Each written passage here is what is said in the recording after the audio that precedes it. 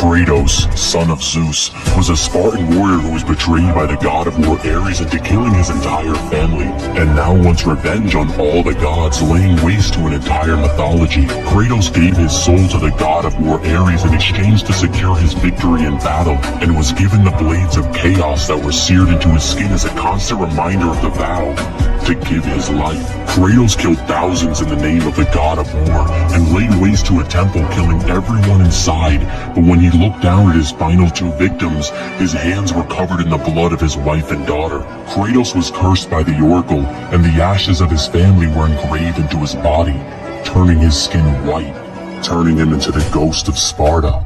From that day, Kratos' vow changed. Instead of giving his life to Ares, he was going to take his. Kratos knew the only way to kill a god was by opening Pandora's box and obtaining its power. However, Ares found out what Kratos was up to and threw a pillar from across all of Greece, putting an end to the ghost of Sparta, casting him into Hades. But it's not over. Kratos fought his way out of hell with only one goal in mind, that death will not overcome Kratos until Kratos overcomes Ares. Kratos is able to escape Hades and opens Pandora's box and obtains the power of the gods. And now it's the biggest fight in history. Kratos versus Ares, mortal versus god. In the end, Kratos is able to do the impossible, something that not even the gods themselves could predict. Kratos became the first mortal in existence to kill a god. After Kratos defeats Ares, he becomes the new god of war, and Kratos is once again betrayed by the gods and killed by his own father, Zeus, and sent back to hell. But once again, not even death can stop the god of war, and Kratos' vow changed once again. He's not stopping at just one god. He's going to kill all of them.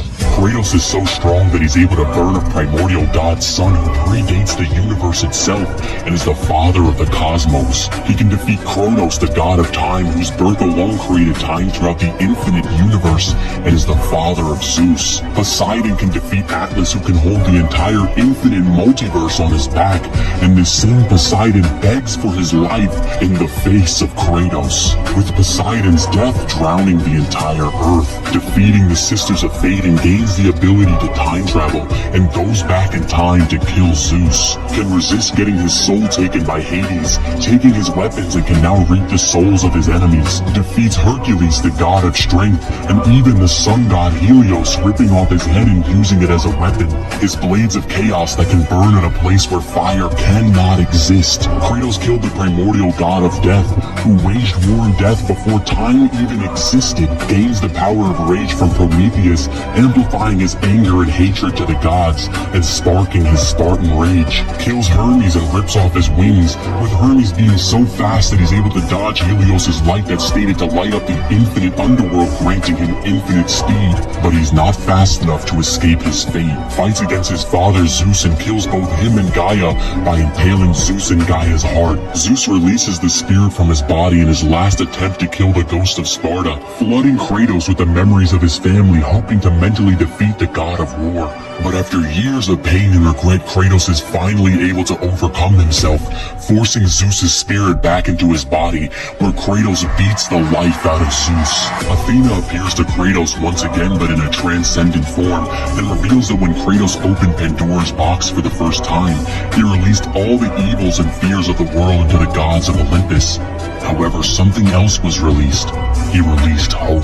Hope is what embodied Kratos and gave him the strength to get his revenge, and now he stands alone as the god of war, with nobody left to kill.